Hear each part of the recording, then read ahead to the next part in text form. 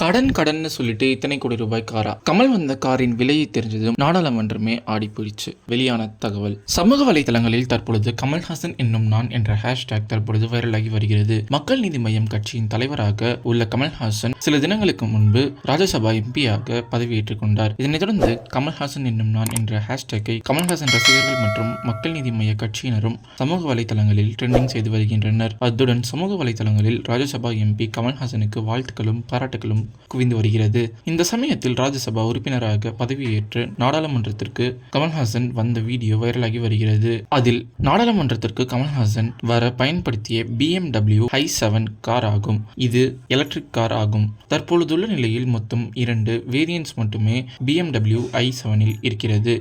இதில் eDrive 50 variety ஒன்றும் மற்றொன்று M70 xDrive ஆகும். இந்த 2 வேரியன்ட்களிலும் 101 கிலோமீட்டர் பேட்டரி ஆக்குபேஷன் இருக்கும் என்று சொல்லப்படுகிறது. இந்த நிலையில் சந்தையில் தற்பொழுதைய நிலையில் BMW i7 வேரியன்ட் கார்களில் eDrive 50 வேரியன்ட் விலை 2.5 கோடி ரூபாயாக உள்ளது. அதே நிலையில் M70 xDrive வெரைட்டி தற்பொழுது 2.50 கோடி ரூபாயாக இருக்கிறது. முன்னதாக ராஜ்யசபா MP தேர்தலில் முன்னிட்டு தாக்கல் செய்த வேட்புமனுவில் 49.67 கோடி ரூபாய் கடன் இருப்பதாக கமல்ஹாசன் தெரிவித்திருந்தார். இவ்வளவு கடன் இருக்கும் பொழுது நாடாளுமன்றத்திற்கு இந்த காரில் வர வேண்டும் என்று பலரும் கேள்வி எழுப்பி வருகிறார்கள்.